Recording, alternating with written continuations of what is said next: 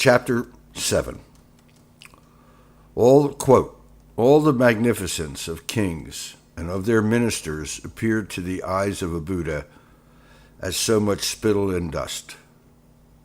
To his eyes, gold, silver, and all treasures look merely like pebbles. This is a sutra. Another quote. As images seen in a dream, thus should one see all things. That's another sutra. 2 points of view, 2 mental attitudes. The sutra in 42 articles reflects the state of mind of him who has understood the vanity and even the distasteful character of anything which the masses consider desirable. It is the attitude of the man, it is the attitude of the man who, as an effect of semi-clairvoyance, turns away from the world with scorn and disgust. The other attitude is that of the calm thinker whose judgment has penetrated deeper into the nature of the manifestations by which the world is made perceptible to us. He does not turn away. He feels neither scorn nor disgust. Splendor of kings' riches are not seen by him as spittle and pebbles. He sees them as void. The meaning of the term void, which we have already employed, and to which we shall recur in what follows, has been the subject of numerous commentaries and eager controversies among Buddhist philosophers. Westerners who have understood it are rare. Although understood differently by the Theravadins and by the doctors of Mahayana, neither the ones nor the others have ever thought of making the void of which they speak an equivalent of nothingness. Nothingness is one of those words which one uses without trying to form a clear idea of what it can mean. Absolute nothing is inconceivable.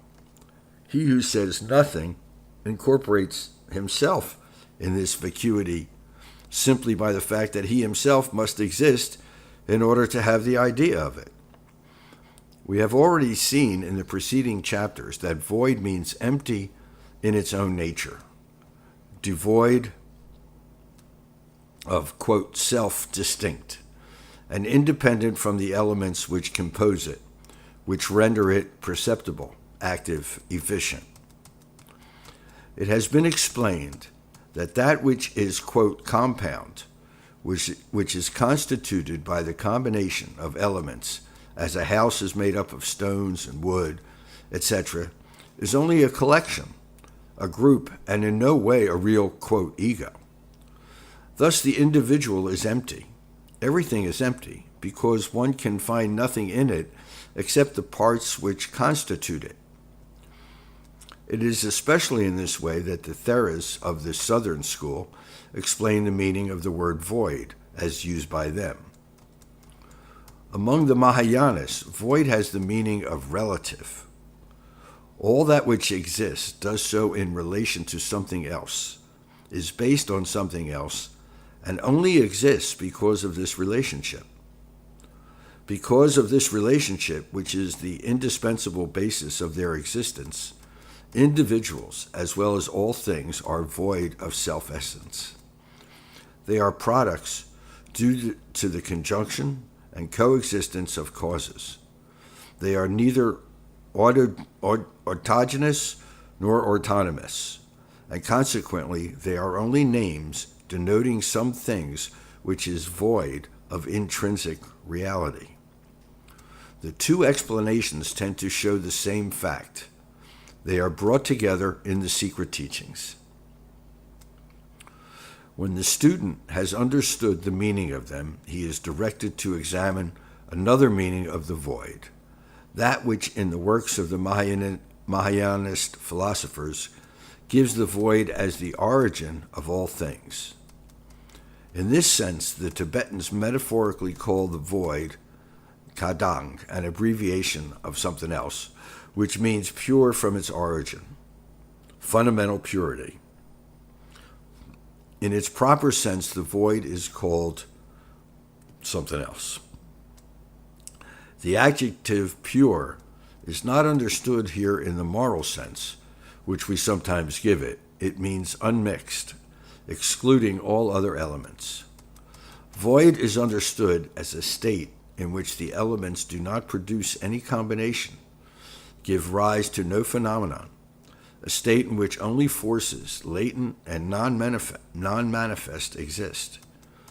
Being the sphere of complete absence of manifestation, the void is inconceivable.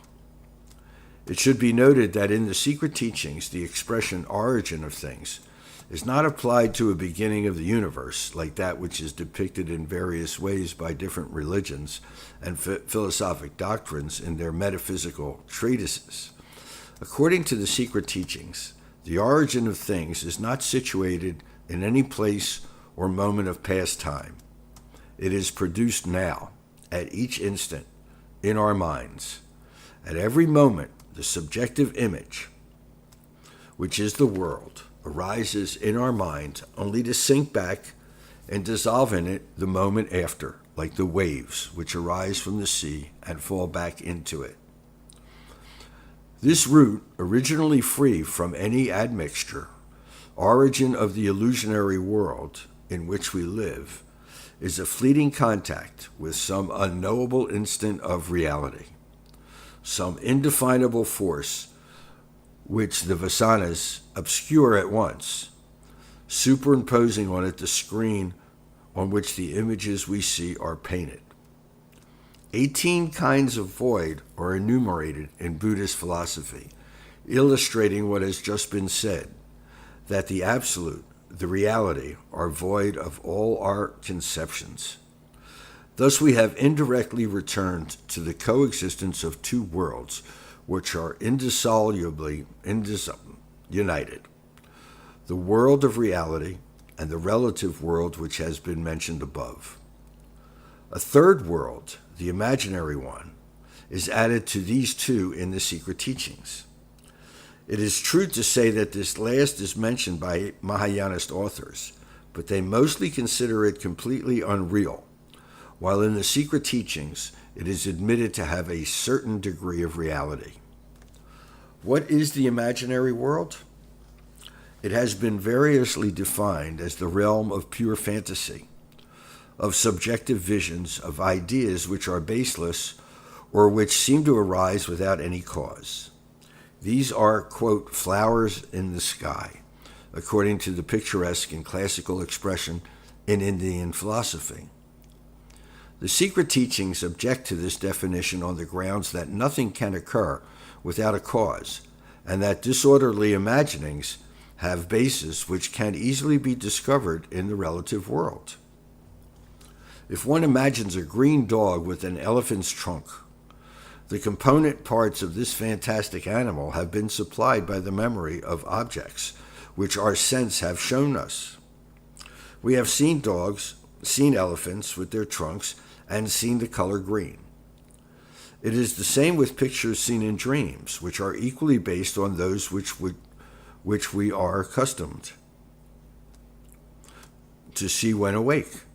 Again, it is the same with ideas and feelings which arise in us during sleep, for they too have their roots in our mentality, either in the conscious part of it or in the subconscious. From these different facts, the secret teachings conclude that the imaginary world is not wholly unreal, that it is close to the relative world and intermingled with it.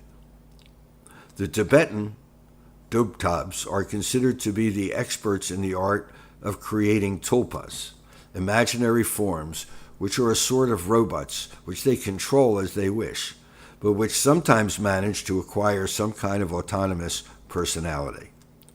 It is stated that during their periods of deep meditation, the Dobtabs surround themselves with an impassable occult protective zone which guarantees their complete isolation, this zone extending at times right round their hermitage when they adopt the life of an anchorite. Novices who are training themselves according to the methods of the secret teachings are sometimes advised to exercise themselves in creating mentally around themselves an environment completely different from that which is considered real. For example, seated in their room, they conjure up a forest. If the exercise is successful, they will no longer be conscious of the objects around them, which will have given place to trees, and they will travel through the forest feeling all the sensations usual to those who move in the woods. The usefulness of such exercises is to lead the novice to understand the superficial nature of our sensations and perceptions, since they can be caused by things which we considered unreal. According to the secret teachings, in denying them any reality, we may perhaps be wrong, for any mental creation possesses a kind of reality, which is peculiar to it, since it can show itself effective. The relative world is close to the imaginary world because, as has been said, error and illusion dominate it. That which appears to us as round may in fact be square, and so on. Most of humanity are unconscious of the fact that they live and move in a world of phantasmagoria. However, some have perceived this and have discovered in themselves the origin of this phantasmagoria. Is this to say that from that moment they have entirely freed themselves from it? Not always. Perhaps one ought to say, not often. They remain in the position of those sleepers who, although conscious of the fact that they are dreaming, continue to dream, and even follow with interest the adventures of their dreams. But the scenes which they meet no longer affect them. Perceptions and sensations leave them unmoved and glide off them without arousing desire or repulsion. In the words of the Buddhist texts, all the agitation of this world of relativity and illusion only produces in them this appreciation of, quote, this is only that. To say this is only that does not mean that does not exist. To state that the world in which we live has no existence whatever would be on our part an absurdity.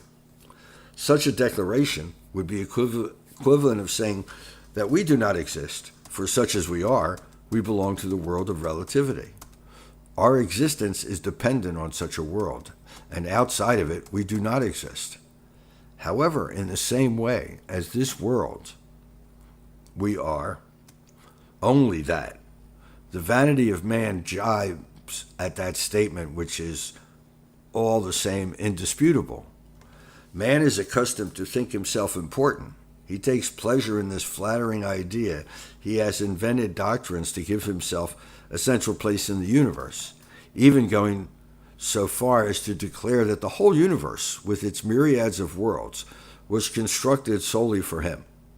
His ego, he likes to think, holds the attention of the superhuman powers. Gods and demons carefully watch his acts and thoughts, applauding some and punishing others. In himself, man has built a sub-office of the invisible tribunal of divine judges, and there he distributes praises and blame. From the decree he issues, there follow the vainglorious satisfaction caused by deeds which are called, quote, virtuous, and the tragic dramas of remorse springing from acts considered wrong or sinful.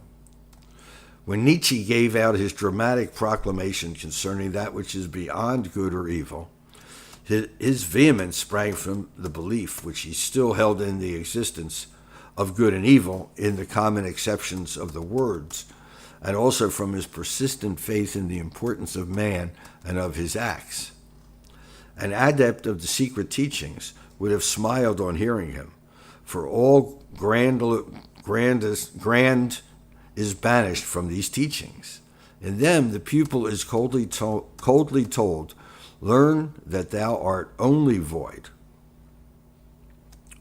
and that thy deeds are in no way thine, but the simple work of energies forming ephemeral combinations by the effect of manifold causes, amongst which our piercing and trained sight discovers the most direct, while the innumerable others remain undiscoverable in the depths of time and space, in the depths of memories, without any knowledgeable beginning.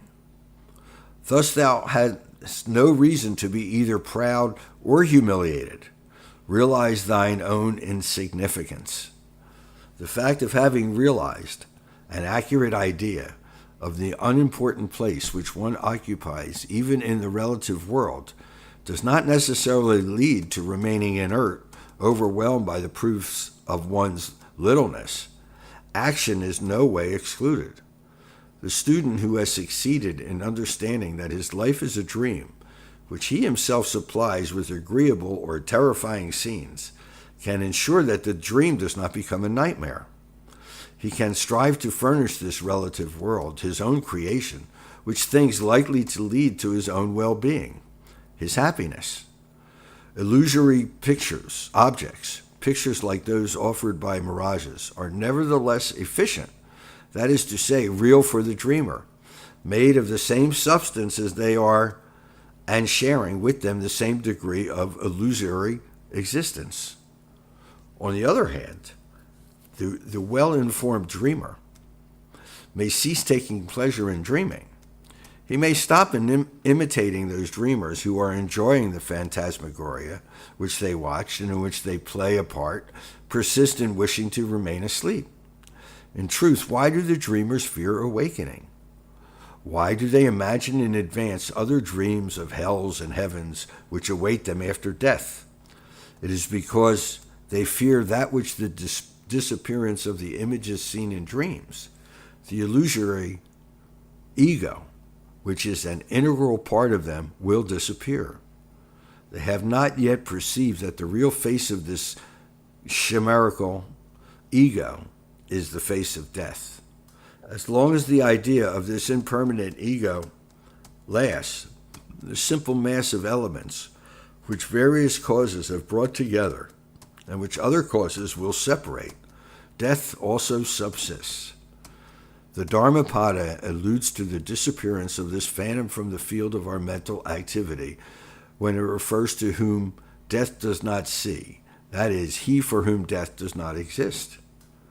The awakening is liberation, salvation. The secret teachings propose no other object than this to their pupils, to wake up.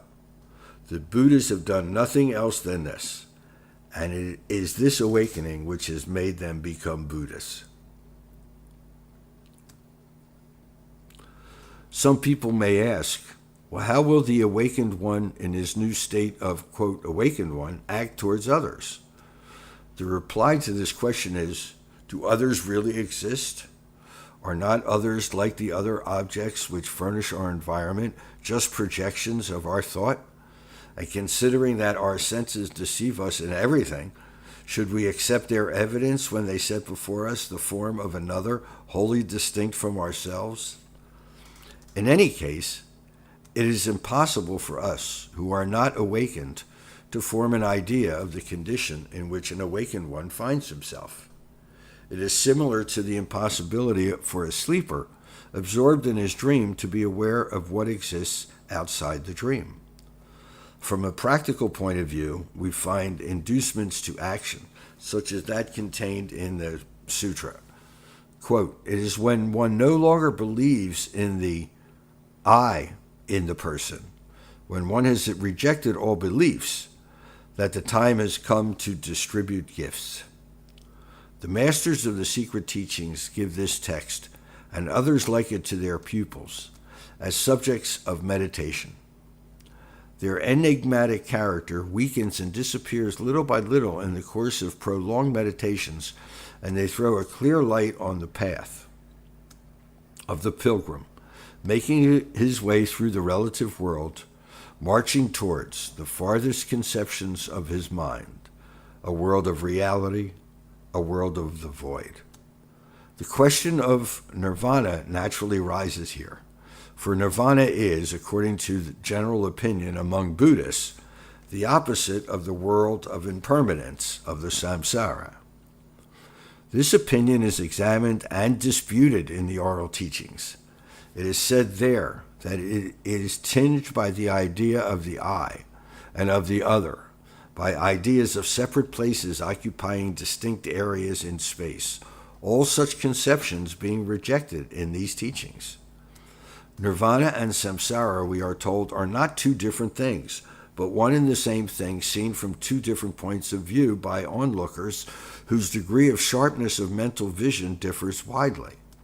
The ignorant man, whose mental eye is covered with a thick layer of dust, sees the painful round of deaths and successive births with all that they imply of trouble and suffering. The sage, whose mental eye has been freed from all the dust, which could interfere with its penetrating vision, he, by means of transcendent insight, can contemplate nirvana.